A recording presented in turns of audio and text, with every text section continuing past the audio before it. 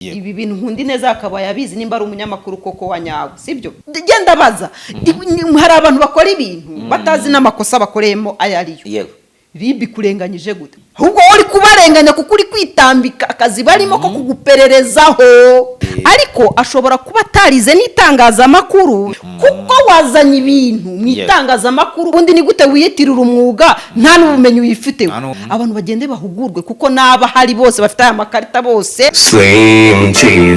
Reka mbaye ikaze bakunzi bacu mbasuhuze mbifurize kugubwa neza muri mwese impande zitandukanye z'igihugu tugarutse mu biganiro byacu nk'uko bisanzwe. Umeze neza Laila?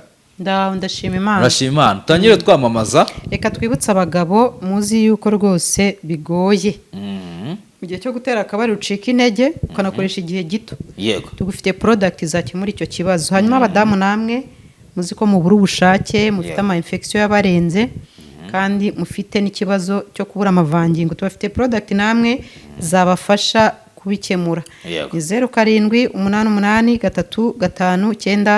0788359691. Yes, twinjira mu kiganiro rero aho cyacu mu kanya nagize gutya ndi ku scrollinga urabizi n'ubundi kazi kacu no gushaka inkuru ndetse no kureba inkuru ziba ziri hano hanze.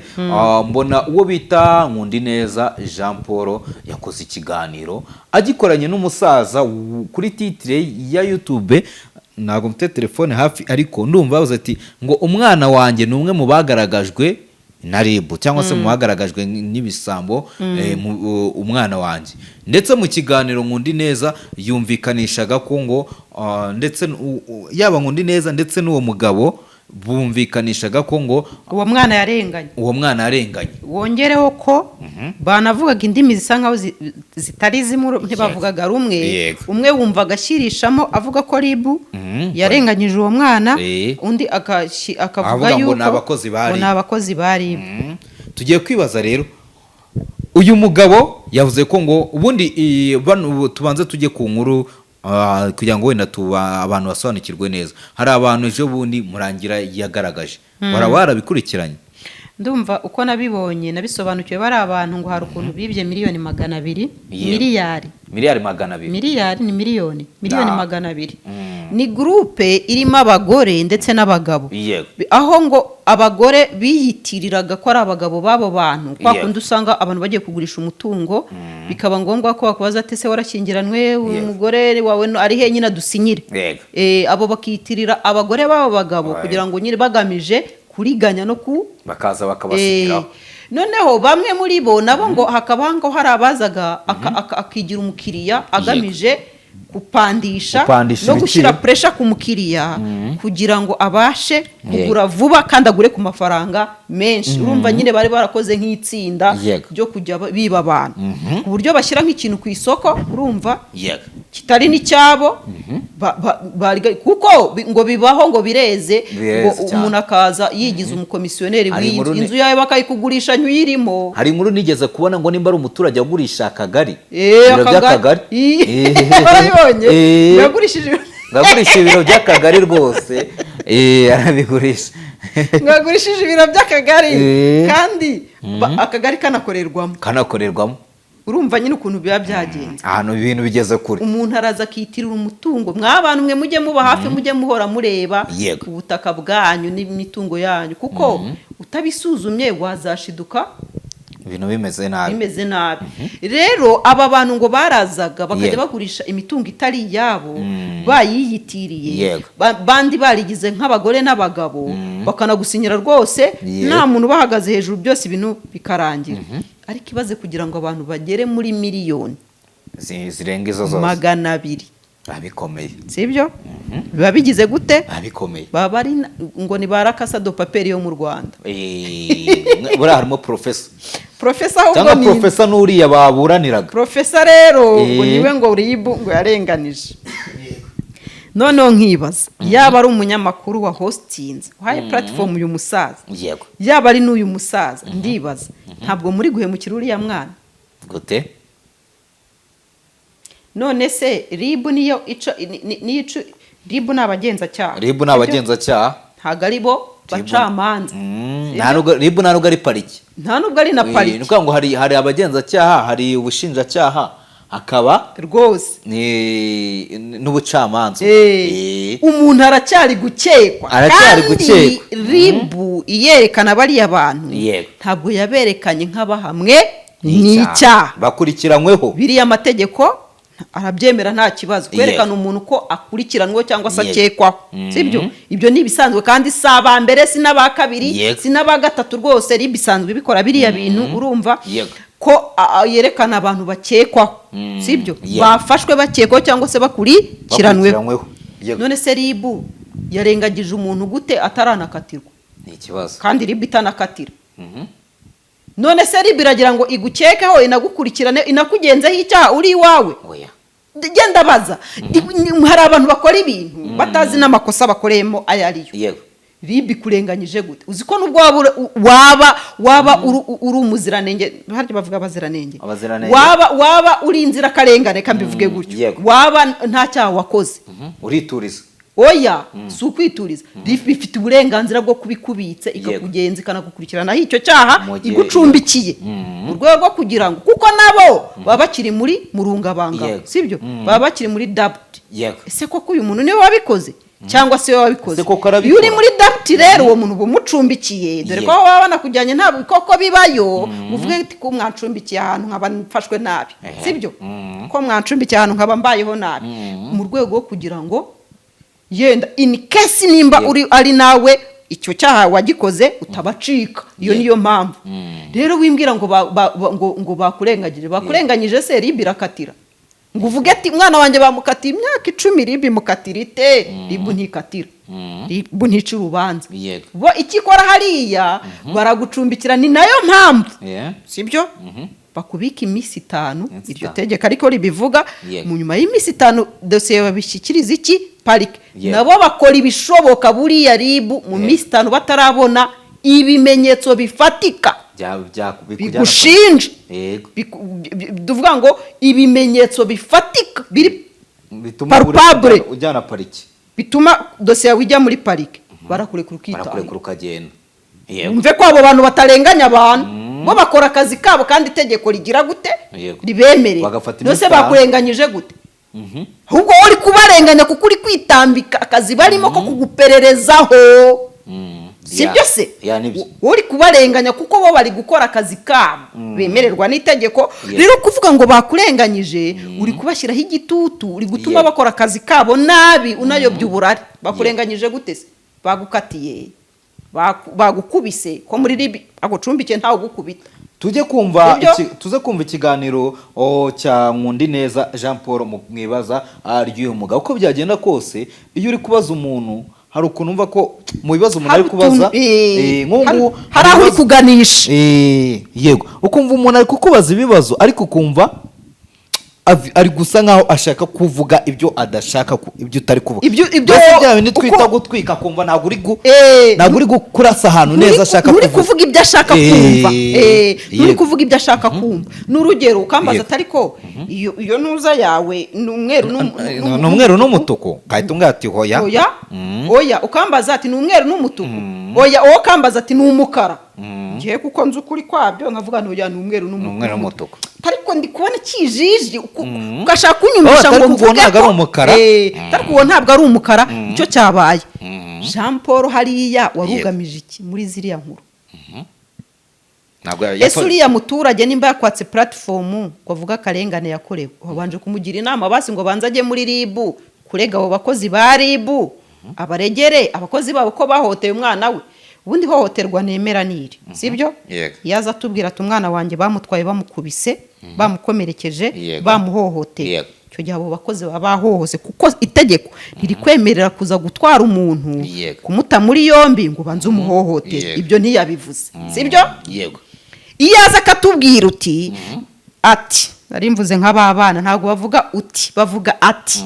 Iyaza akatubwira ati yego, umwana wanjye bamugejeje aho bamucumbikiye, baramukubita, bamugirira nabi, ubu rwose aranarwamberewe nabi. Iryo ni ryo hohoterwa nakwita kwa hohoterwa. Naho kuza gufata umuntu muri yombi hari ibyo akekwaho hari ibyo akurikiranwaho, iryo si ihohoterwa kuko bafitiye uburenganzira. birumvikana. Nimba adahamwa n'icyaha cyangwa nta bimenyetso bigaragaza ko icyo cyaha yagikoze, bazamurekura yitahira rwose. Iminsi 5 nishira ibyo bimenyetso batarabibona ikomereza. Ariko niba byabonetse, RIB ikikora bagukura mu maboko yabo ko batakibifitiye ubushobozi, bakakohereza mu bandi, ubwo bagakomeza kuzana utundi tumenyetso tubura basigaranye, sibyo? None iyo wihandagaje ukavuga ngo RIB yahohoteye umwana wawe, siryo jambo yakoresheje ra? Yavuze RIB, yavuze ngo abakozi bari ngo abakozi bari erega nta bakozi bari nta na RIB. Igihe sibyo? Oya, igihe oya nje ndabisobanura bino bintu. Igihe iyo RIB utaje kuyiregera abakozi bayo ngo bayibakurikirane, icyo gihe mu buryo bumwe cyangwa ubundi uri kwinjirira urwego. Oya, wararuganye urababwira ati giye abakozi banyu. None se abakozi bari busa abanyarwanda nk'abandi, bari munsi y'amategeko nk'abandi. Iyo bakoze amakosa ntibakurikiranwa, mujya mubona nabo ubwabo berekana abakozi babo. Oya, buretse banzu yumbe, ntujye ubona nabo ubwabo berekana abakozi babo baguye mu byaha. None se we yaragiye aravuga ati urwego, abakozi banyu bari gukora inshingano zitajyanye n'indangagaciro z'urwego, nje kubaregera. Yarabikoze. None muri social media habamo ubutabera, habamo indirimbo yaje kuregera. Urumva yatari amakosa mbere yakoze, egare ko waje gusiga icyashiki urwego. Nimba nta wundi muyobozi wa RIB cyangwa se nta wundi mukozi wa RIB yenda utarakoze ibyo, waregeye umubwira uti ibi bintu uyu mukozi mugenzi wawe yakoze amakosa, mubikurikirane murebe mu ndenganure. Nimba ntawe wabibwiye uje kubwira isi yose ngo abakozi ba RIB, ntunamentioninga amazina, bisobanura ngo twebwe muri rusange tutatwumva abakozi ba RIB, muri rusange tutatwumva RIB kubera yuko RIB nikoresha ibindi bintu bitari abantu, sibyo? Buretse nikoresha ibiti, ikoresha abantu. Ruvuga ngo rero nimba ikoresha abantu ukaba utamentioninza amazina, muri rusange bavuza abakozi bose ba RIB nta numukuyemo. Sicyo bivuga se? Sicyo bivuga? Nta numukuyemo. None se bitaniye no kuba bavuze RIB? Ntaho bitaniye. Nje nibwo busesenguzi bwanjye. Noneho nkibaza ubugamije iki? Yarareze yagiye kurega aregera RIB ko mbizi nubwo yaba ari umuyobozi wayo, ukagenda ukarega ati jewe hano narenganye, narenganyijwe n'umuyobozi runaka witwa uyu sibijya bibase, barabikurikirana. Yaragiye arabivuga ibyo bintu ntibamufasha. None aje ahubwo kuri kamera ariko basha. None nkibaza uyu mundi neza ko mbona ari kugenda atuma ubunyamwuga niko navuga, cyane ko muri ibi asiga akora inkuru ukumva ari gufata uruhande cyangwa se ari gusa muri kwifatanya n'umutumirwa kugira ngo barwanye umuntu runaka. Uyu nguyu ubona ari kubikora kubera iki? Buriya ni nayo mpamvu jewe ntajya niyita umunyamakuru, nge niyita YouTube. Ngo nindamuka ari n'ibyo nkuze nzabibazwe nkanjye, ariko ntagiye kusebya umwuga abantu nzi babikora mu buryo buri professional banabyize. Ngewe si iryo shami ryanjye, sibyo nize, mfite ibindi nize bitari ibyo, sibyo? Kuza ukita umunyamakuru ugafata side, ibyo ubwabyo ni ikosa, sibyo? Ubundi nta munyamakuru ufata side, ujya hagati ugatanga inkuru ukwiriye mu kuri kwayo, udashatse kugaragaza uruhande bigendanye n'amarangamutima yawe. Ubundi abanyamakuru bagomba kuba nk'abanyapolitike, politicians. Nubura no muri football ntabwo byemere kugenda wambaye umupira wa jezi w'ikipe nimwe mu gihe ugiye mu munyamakuru. Oya, abanyamakuru niyo mpamvu babita, ubundi itangazamakuru niyo mpamvu bayita ubutegetsi bwa kane, sibyo? Abanyamakuru baba bagomba kuba nk'abanyapolitike, nta ruhande ugomba gufata, ugomba gufana. Buriya ni nayo mpamvu iyo mbonye hari abantu bita abanyamakuru hano ugasanga bari gusesengura inkuru bafata impande, ndabaseka cyane. Uza nk'umusesenguzi urumva ubivuge bijyanye n'ibitekerezo byawe ufite, sibyo? Ariko nuza nk'umunyamakuru, nta munyamakuru ushyira uzana ibitekerezo bye, mu bintu kuko ibitekerezo byawe nuko wumva ibintu kandi uko wumva ibintu siko abantu bose babyumva sibyo umunyamakuru agomba kugaragaza ukuri kw'ibiri kuri field kuri tele none se iriya nkuru nta nubwo yuzuye edayeri nimba ari professional koko hari uruhande na rumwe yahamagaye cyangwa se ngo avuge ati mpizina na rimwe byabo ngabo uvuga barenganyije umwana wawe mbahamagare numva uruhande rwabo yabikoze ikiganiro wabibonyemo yakoze system nka kwa kundi yakoreye buretse ibyo bintu yabikoze iyo nkuru rero ntiyuzuye ubundi nkuru nimba uje kumbwira ati narwanye n'umugore wanjye n'urugero nkurera iyi nkuru urayira niyite ko ndi umunyamakuru for example ariko sindi we genda mu YouTube akavuga ati jewe umuntu arwanye n'umugore wawe yankoreye ibi yantutse yanyise ntuza yanyise ibi na biriya umugore wawe ari nguriye nawe nkamusanga byagenze gute nkumva impande zombi ukabaransinga inkuru we yumvishe akarengane ngo kumusaza ngo barenganyije umwana we akajya nafana ngo ni ribu umusaza atari ko si ribu nabakoze vuga ko ariko sha ubu bintu mwanyweye ni ibiki ngo akazayavuga ngo ako se ubu wamugane bya bigamije iki kone uyu nguyu umundi neza agahora amubwira ati ngo buriya ngo impamvu ngo suko ngo afite amafaranga akongera ngo none se afite amafaranga hano none se ngo akongera ngo abantu bose bafite amafaranga hano ribe yabataye muri yombi basumvisha se ko bayibaga bari yabo barabo barayibaga ahubwo nanone akongera uyu ngundi neza akamwumvisha akumvikanisha agatuma uyu musaza amubwira ati none se ngo ni ribu ngo nibona atari ribu yakurenganyije umusaza akati hoya ntago ari ribu ni abakozi ba ribu uyu muntu koko ngundi neza yaragamije abo bakozi ba ribu nabo kuba atabavuze yakoze amakosa nawe ahubwo se bo abakozi ba ribu za kubazana mu itangazamakuru yari kuza ari ukuntu kubajyana buriya reka nkubwire hari ibyo bita ethics ngo z'abanyamakuru ibi bintu nkundi neza akaba yabizi nimba ari umunyamakuru koko wa nyawe sibyo kantu k'amashuri ngo kajya kaba ikibazo uzi kwabo bantu nimba koko baranakoze mu makosa nimba simbyemeje nimba koko baranakoze mu makosa ukabizana mu itangazamakuru uzi ko mu buryo bumwe cyangwa ubundi uba uvangiye ribu nimba ari no kuzakurikirana abo bantu nyuma yenda waragize akenge ukajya kuyiregera cyangwa se bo bakiyangaje gukurikirana icyo kibazo uyivange kuko ba bantu bashobora kugenda ntibahabasange kuko wazanye ibintu mu itangazamakuru wabizanye ahantu hatarahanyaho instead yo kujya kubitwara muri ribu kugira ngo bakurikirane icyo kirego bakurikirana abo bantu bisuza kubitangaza ba bantu bashobora kuvuga ati ziratwakiye bagahita bahunga aho still uracyakora amakosa